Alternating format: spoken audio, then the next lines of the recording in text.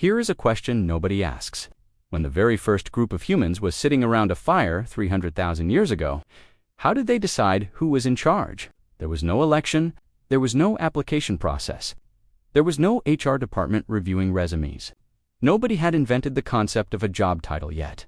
And yet somehow, every single group of early humans had someone at the top, someone the others listened to, someone who made decisions, someone who, if things went badly, got blamed first. So how did that happen? How does a group of humans with no rules, no laws, no culture, and no history figure out who the boss is? The answer is going to make you look at every workplace, every government, and every group chat you have ever been in completely differently. Let us start with what scientists actually know about prehistoric leadership.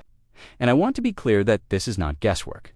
Anthropologists have spent decades studying the few remaining hunter-gatherer societies on Earth that still live roughly the way ancient humans did: the Hadza in Tanzania, the Sand People of southern Africa, various groups in Papua New Guinea, and the Amazon. These communities give us a real window into how humans naturally organize themselves, and what they found is genuinely surprising. First thing they found is that prehistoric humans did not have leaders the way we think of leaders. There was no chief who sat on a special rock and issued commands while everyone else obeyed. That kind of leadership is actually a very recent invention. It shows up when humans started farming about 10,000 years ago. Before that, for the vast majority of human history, things worked completely differently. Prehistoric human groups were remarkably equal. Researchers call this reverse dominance hierarchy, which is a very fancy way of saying that ancient humans had a built-in system for stopping any one person from getting too powerful.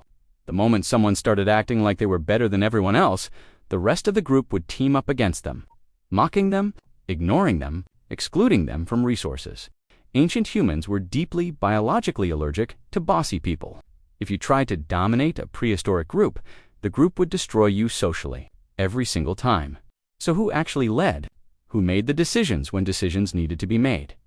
The answer is that different people led different situations. If the group was deciding where to hunt, the best hunter spoke and everyone listened. Not because he had authority, but because everyone knew he was the best hunter. The moment the conversation shifted to something else, his special status disappeared. He was just a regular person again. If someone got sick, the person with the most knowledge about plants and medicine became the authority. If the group was navigating unfamiliar territory, the person with the best memory for landscape took the lead. If a conflict broke out between two members, the person best at resolving conflicts stepped forward. Ancient human leadership was completely situational. It shifted constantly based on what the group needed at that moment, and it was entirely based on demonstrated competence. Not on who was the loudest, not on who had the most impressive ancestors, not on who could make the most convincing speech. You were the leader when you clearly knew what you were doing. You stopped being the leader the moment the situation changed. Now here is where it gets interesting, because competence alone was not enough to lead a prehistoric group. There was a second quality that ancient humans required in anyone they followed, and this quality shows up so consistently across every hunter-gatherer society ever studied that researchers believe it is basically hardwired into the human. Generosity, prehistoric. Leaders gave things away constantly. A successful hunter who kept all the meat for himself was not a leader. He was a threat. He was exactly the kind of person the group's reverse dominance system was designed to shut down. A successful hunter who distributed the meat widely, who made sure even the weakest members of the group ate well, who visibly prioritized the group's survival over his own comfort. That person accumulated something more valuable than food. He accumulated trust, and trust, in a prehistoric group, was the only real currency of power. You could not buy authority. You could not inherit it. You could not take it by force, because the group would immediately band together against you. The only way to earn genuine influence over other humans was to demonstrate repeatedly and publicly that you were willing to put the group's needs above your own. Ancient humans were basically running the world's oldest reputation system. Every action you took was observed by the entire group. Every decision was evaluated. Every time you helped someone, every time you shared, every time you showed up when things were hard, your reputation grew, and your reputation was your power. Here is something that should make you think. Modern research on leadership consistently finds that the most effective leaders in any organization are not the most dominant, not the loudest, not the most aggressive. They are the ones who make other people feel seen, supported, and valued. The ones who share credit and take responsibility. The ones who give before they ask. Ancient humans figured this out 300,000 years ago. Not through management consultants or leadership seminars, just through 300,000 years of living in small groups and watching what happened. When people acted selfishly versus generously, we learned it the hard way, and we still forget it constantly. Now, let us talk about the one exception, because there was one situation where prehistoric leadership worked very differently.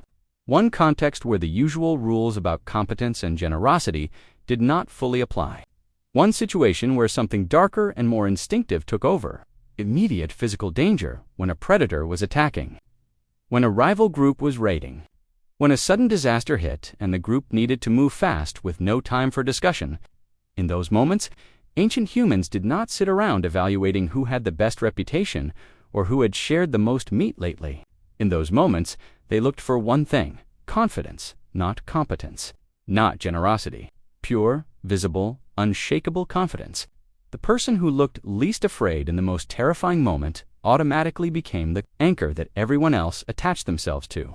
Even if that person had no idea what they were doing, even if their confidence was completely unjustified. The appearance of calm certainty in a crisis was enough to make a prehistoric human follow someone anywhere. This is why, to this day, humans are so vulnerable to confident leaders during times of fear. It is not a character flaw. It is a survival instinct that is 300,000 years old. When danger was real and immediate, trusting the most confident person in the group and following them without question was often the difference between surviving and not. The problem is that the same instinct fires in situations where it is no longer useful, where the danger is not a predator, but an economic crisis or a political threat, or a social problem that requires thoughtful analysis rather than immediate action. In those situations, our ancient brain still looks for the most confident person and says, follow them.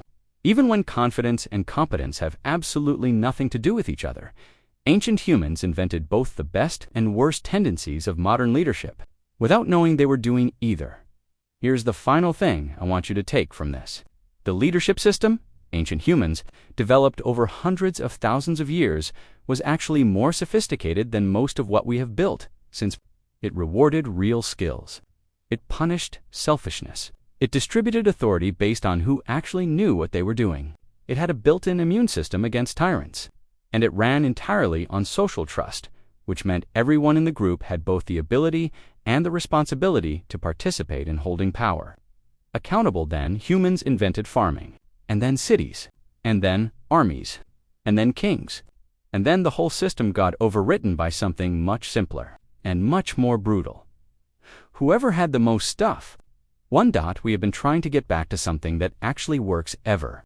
Since this has been Oddly, subscribe if you learned something weird today. New video every week. See you next time.